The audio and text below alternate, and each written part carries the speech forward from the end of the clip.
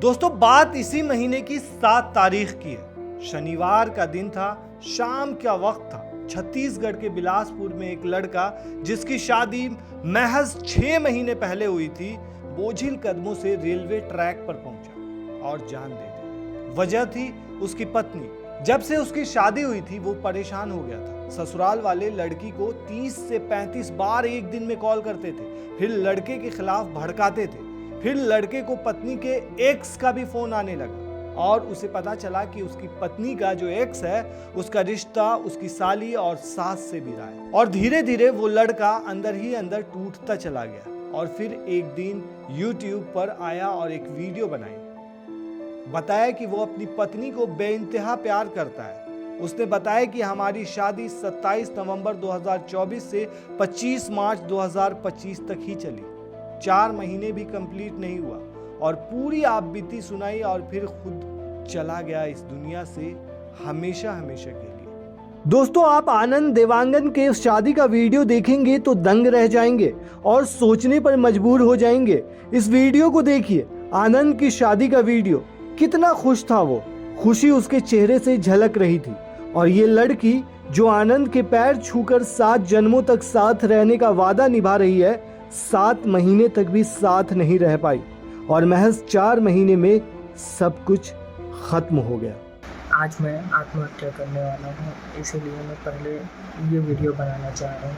मेरी पत्नी मेरे को छोड़ कर चली गई है और हमारा शादी 27 नवंबर 2024 को हुआ था और वो 25 मार्च 2025 को चली गई।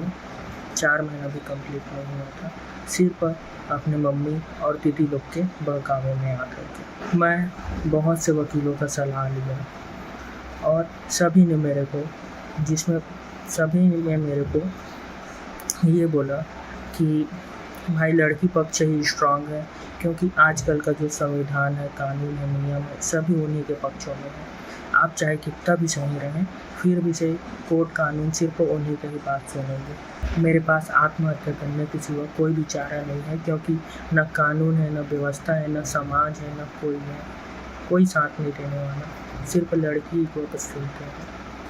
मेरा भी तो कोई दुख को सुनो, मेरा भी तो कोई तकलीफ को सुनो। एक दिन में 20 से 30 बार मेरे ससुराल वाले मेरे घर वाली को कॉल करते थे और सिर्फ कचरा दिमाग में उसके डालते रहते थे। मैं लास्ट 2 से 3 दिन का उन लोगों को बात का रिकॉर्डिंग रखा हूँ, जिसमें आप सुनोगे तो आप खुद बोलोगे कि भाई ऐसे में तो कोई भी लड़की अपने ससुराल में नहीं रह पाएगी अपने पति, अपने सास ससुर के साथ। अपने मायके वालों को कहने पे मेरा 2 बार बच्चे को गिराई है गोली खा करके, उसका भी मेरे पास रिकॉर्डिंग है। उसने खुद अपने मम्मी को बोला है, जब लास्ट टाइम जब गई है तो अपने मम्मी को बोला, मम्मी मैं पेट से हो गई हूँ और यहाँ रहूँगी तो फंस जाऊँगी। तो उसकी मम्मी ने बोला कि तेरी बड़ी दीदी पुनीता पेट से हुई, तो उसके ससुराल वालों को पता चल गया, बेटी तू यहाँ आ जा और आकर के गोली खा ले, वरना फिर तू ना यहाँ की रहेगी ना वहाँ की। ऐसा कोई बोलता है क्या? हाँ, क्या बोलती है उसकी मम्मी? अपने सास ससुर से उंगली दिखा करके ऊंची आवाज़ में गाली गलौज से बात किया कर। ये सब का सब भी है मेरे पास रिकॉर्डिंग। जब मैं कॉल उसको किया तो उसको बोला जो हो गया सोफी, तू जैसा चाहती है वैसी हो गया। बोला सब गलती मेरी है, तू आ जा, मैं आ जाता हूँ लेने के लिए। तू बोल रही थी ना माफ़ी मांगने के लिए, मैं सब के लिए तैयार हूँ, तू आ जा।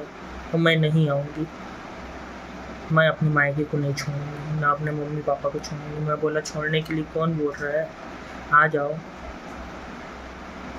वो बोल रही मैं नहीं आऊँगी। सच बता रहा हूँ, मैं अपने ज़िंदगी से हार गया। मैं पूरा ज़िंदगी उसके नाम पे कर दिया था। मैं नहीं जी सकता उसके बिना। मैं बहुत सारे असफल प्रयास अपने तरफ से कर चुका हूँ उसके लिए और वो नहीं आने वाली है। कल के बातों से मेरे को पूरा पता हो गया कि वो अब नहीं आएगी मेरी ज़िंदगी में और मेरा ज़िंदा रहने का कोई मतलब भी नहीं है, क्योंकि मैं ऐसे में तो मर ही जाऊँगा और मर रहा हूँ पल पल, क्योंकि पूरा मानसिक प्रताड़ना ही दी है मेरे को आज तक। सीनू या फिर सीनू नाम से। वो उसका पुराना बॉयफ्रेंड था जिसके वजह से वो मेरे को छोड़ के गई है।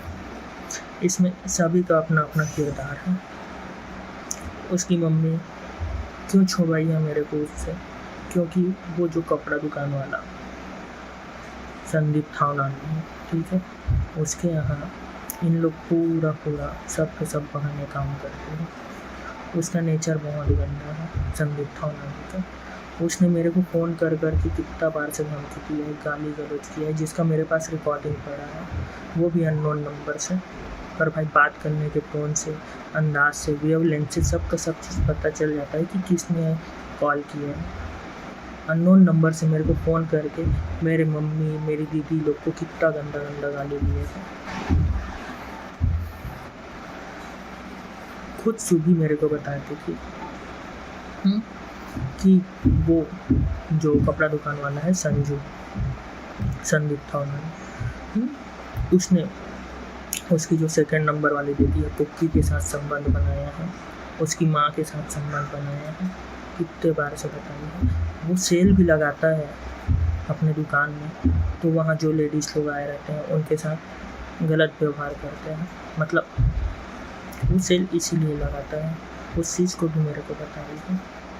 आप मेरे को बताओ भाई, आज के दिन में इंसान कौन किसी को पैसा देता है? सुबह जब शादी हुआ तो उसकी खुद बुआ लोगों ने बताया, सुबह के बुआ लोगों ने, कि वो संजू जो है उसके यहाँ एक ग्राहक है जो उड़ीसा से आया था, ठीक है, वो 1,10,000 रुपया इनकी शादी पे स्पॉन्सर करने आया था, देने आया था। खुद इसकी बड़ी दीदी जिसका शादी 2 साल हो गए हैं, सुबह की दीदी का, उसको 40,000 रुपये का मोबाइल गिफ्ट किया है उसके बर्थडे पे। मेरे ही सामने का बात है। सुबह को क्या बोला, iPhone 15 लेगी सुबह, जब उसके पास मोबाइल नहीं था, घर का मोबाइल से मेरे से बात करती थी, ठीक है। उसने मेरे को जिद भी किया था सुबह ने कि मेरे को मोबाइल दो, तो मैंने बोला कि यार शादी के बाद ले लेना, अभी से क्या ज़रूरत है। तो नहीं, मेरे को दो। हम लोग एक बार उसके दुकान गए थे लेने के लिए, तो मेरे ही सामने बोला यार सुबह iPhone 15 लेगी। मैं सोचा कि भाई ये कल के कल iPhone 15 के चक्कर में मेरी घर वाली से, मेरी मंगेतर से क्या मांग ले, उसी की इसमें मैं उसको फिर मोबाइल दिया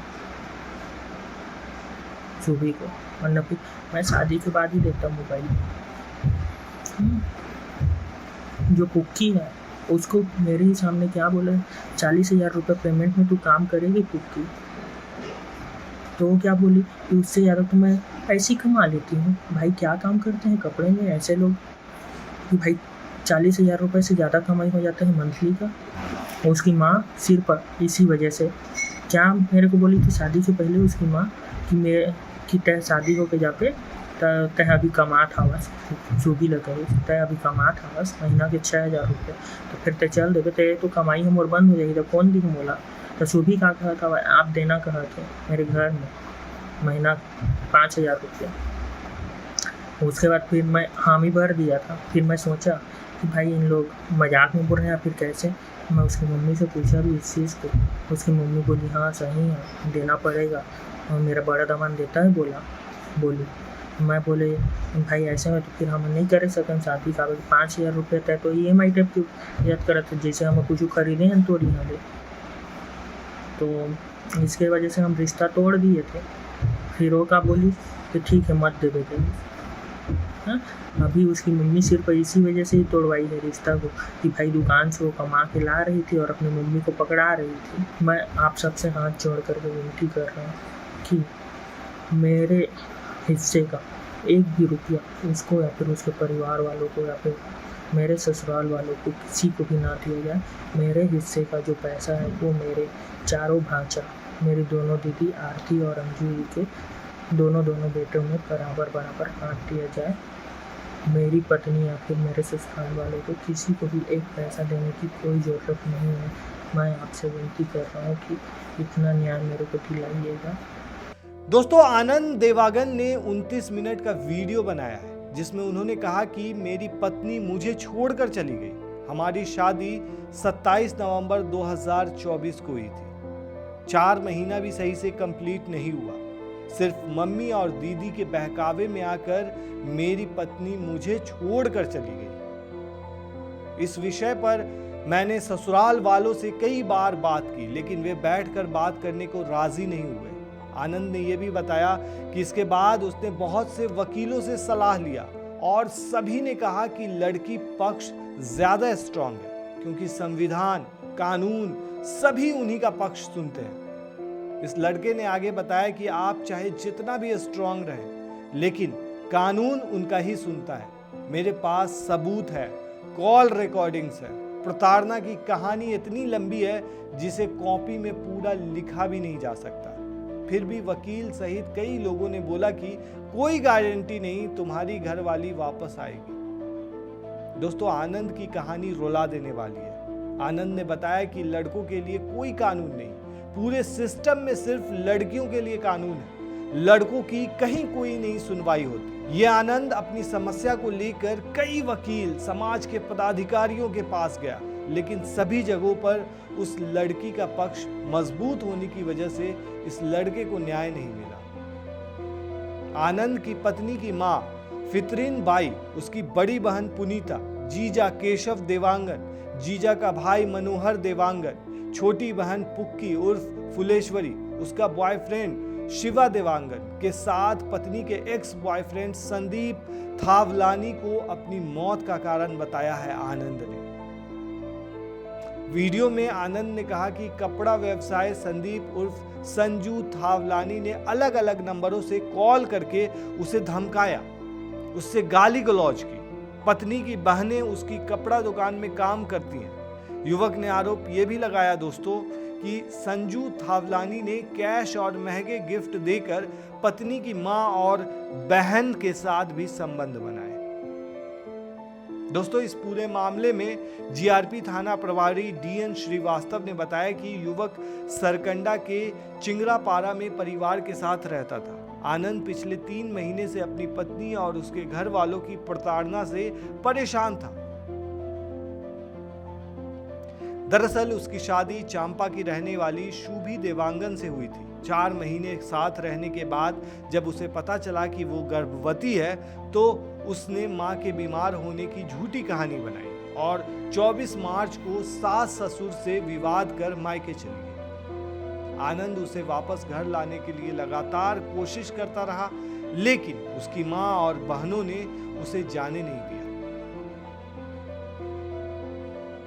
पत्नी भी हर बार अपने पति और उसके माता पिता का अपमान करती रही और उसके बाद न जाने का बहाना करती रही, जिसके बाद आनंद परेशान हो गया और फिर उसे ये सारी कहानी पता चली कि क्या चल रहा है उसके ससुराल में। जिसके बाद वो अंदर ही अंदर टूटता चला गया और फिर एक दिन इस दुनिया से भी चला गया। इससे पहले आपने देखा होगा दोस्तों अतुल वाला मामला। उससे पहले कई ऐसे मामले सामने आए हैं जिसमें लड़के ने अपने आप बीती सुनाई है और फिर उसके बाद इस दुनिया से चला गया है। उस केस का क्या हुआ, क्या आपको पता है? अभी अतुल वाले केस का अपडेट क्या है? कुछ नहीं पता है। तो दोस्तों, इस मामले में क्या होगा और इस पूरे मामले पर आप क्या सोचते हैं, हमें कमेंट में जरूर बताएं। शुक्रिया।